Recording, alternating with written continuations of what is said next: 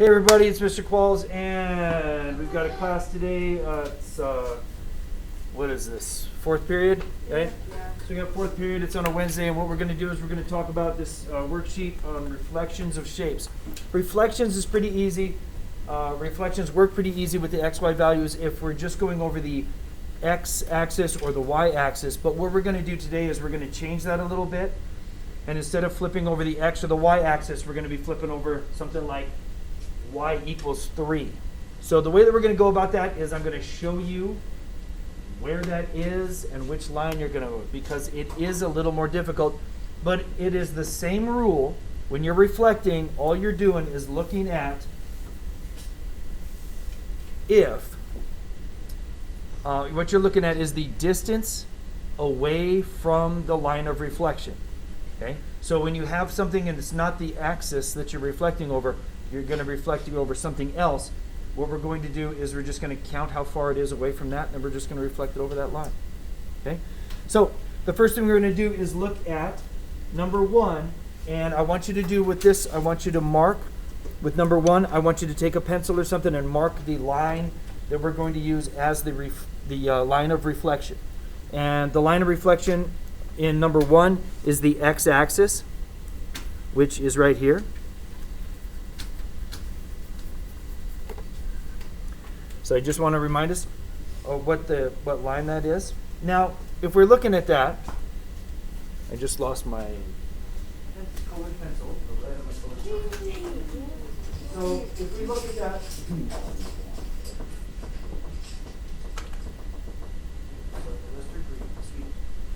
if we look at that line, what is the difficulty when we reflect over this line? Anybody want to tell us?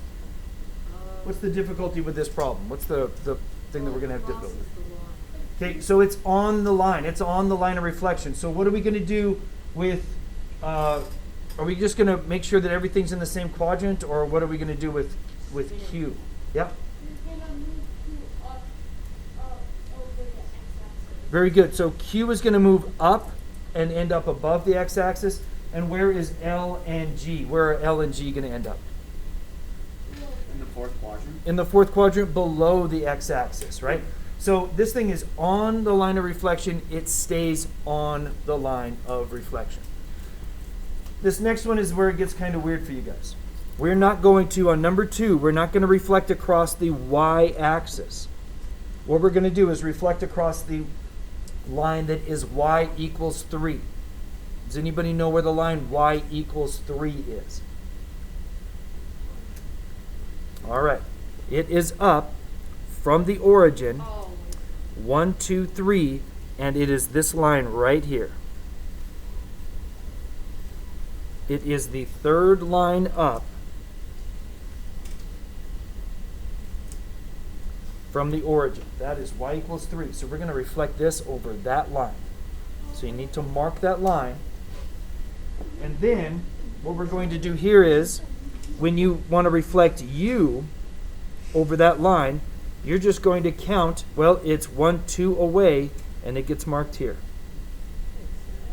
And X is 2 away from the line, so we go down 2 and mark it there. And L is 2 away this way, so it goes up 2. So that triangle is just flipped right over top of the line. It's just flipped right there. Okay? So, how did I go about reflecting this? All I did was I took the idea of, where's my line of reflection? How far are my points away from that line? And that's how far they had to move on the opposite side of the line. In fact, nothing in this one actually changed quadrants. It just flipped over that line, right? Mm-hmm. So, anybody want to speculate as to where, if this is where our origin is on number 3, number 3, where is, if this is where it is here, where is our line of reflection going to be? Very good. 1 above this. So the line of reflection is right here.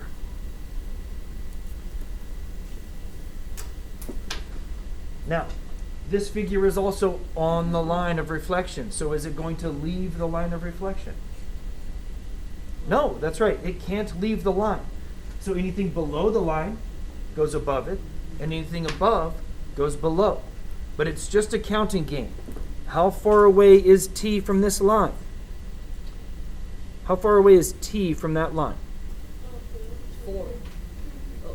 Okay, so it's 4 away from the axis, but it's only 3 away from our line of reflection. Yeah. So how far below the line of reflection is it going to go? It's going to go 3. The other way. 1, 2, 3, the opposite side. So we're not going to pay attention to where the axis is anymore on that. We're just going to move it because we're paying attention to the line of reflection. Okay? And then number 4, line of reflection is the x-axis. There we go. All right. Number 5. Line of reflection is x-axis, right? Everybody mark that. So all you have to do is graph that quadrilateral. I'm going to call it a quadrilateral because there's 4 points. If there's 4 points, there's going to be 4 sides. The quadrilateral needs to be graphed and then reflected over the x-axis. Anybody tell me anything about those points? Anybody tell me anything about those 4 points? Thank you very much. They're all in the first quadrant. Very good. They're all in the first quadrant. How do you know that? Because they're all positive. That's very good. X's and Y's are all positive. So if they reflect over the x-axis and they're all up here, where are they all going to end up? Oh, wait. Oh, the fourth one. That's right. They're all going to end up in the 4th quadrant. Very good.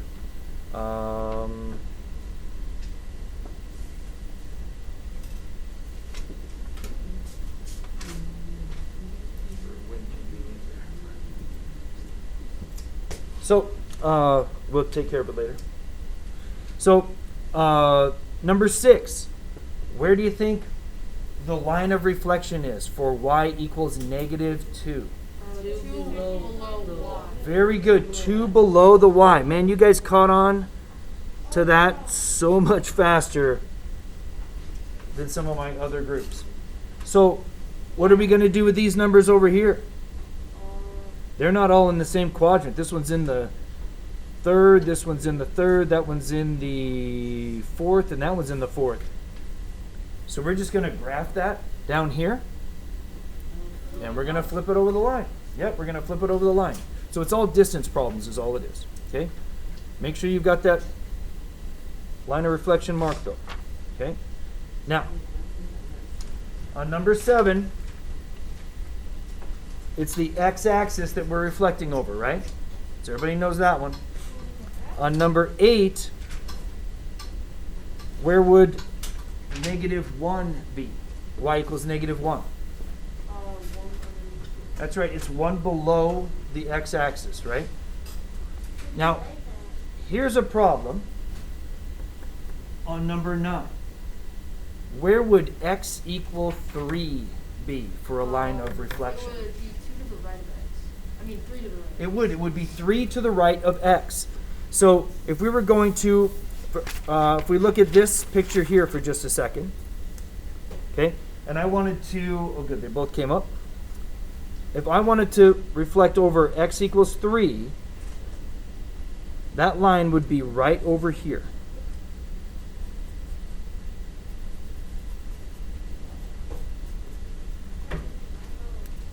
It would be over that line, right there, okay? The reason this is x equals 3 is because if we go over here, x is 3, y is 0. Right here, x is 3, y is 1. Here, x is 3, y is 2, x is 3, y is 4, x is 3, y is 5. So x is 3 along this whole line.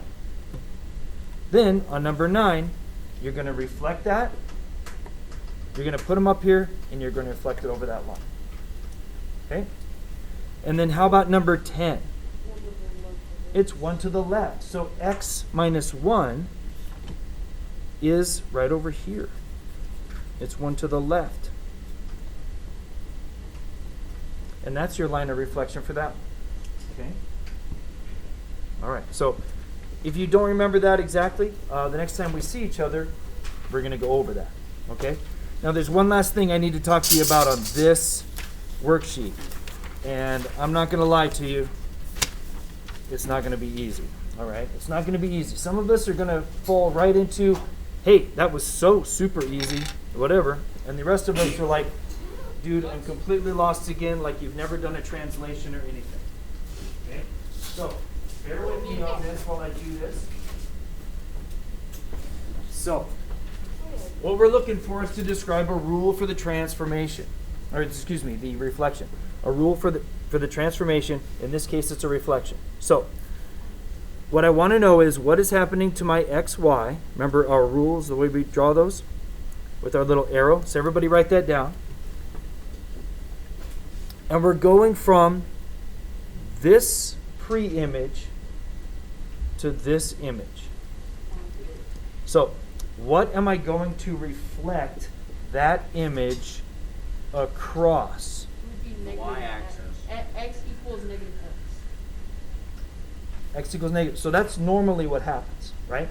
That is normally what happens. If we were going to put it across the x-axis. However, which of these has it been reflected over? Negative 2. It's been reflected. Very nice, man. It's been reflected. Here's the y. This thing has been reflected over the negative 2. So it's been reflected over the negative 2. Yes. So it's the number right down the middle of the shape. Okay? You said x-axis.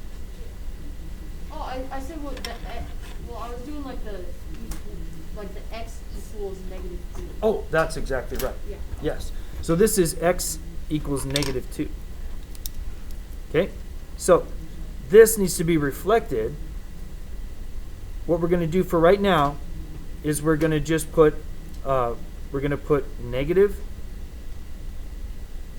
We're going to put the opposite of x and y. Okay? But what does it have to be reflected over? The negative 2. All right? So right now what we're going to do is we're going to put r x equals negative 2. Right? And then we'll fix this stuff later. Okay? We'll talk about this one later. So we're making x's its opposites, but we're doing that. Okay? We're reflecting over the x equals negative 2. And then we'll fix the way that we write this later. Okay? How about number 12? It would just be the Y. Right down the middle. Right down the middle. Very good. Right down the middle. Right here. We're reflecting it over the y Oops. axis, right? Okay.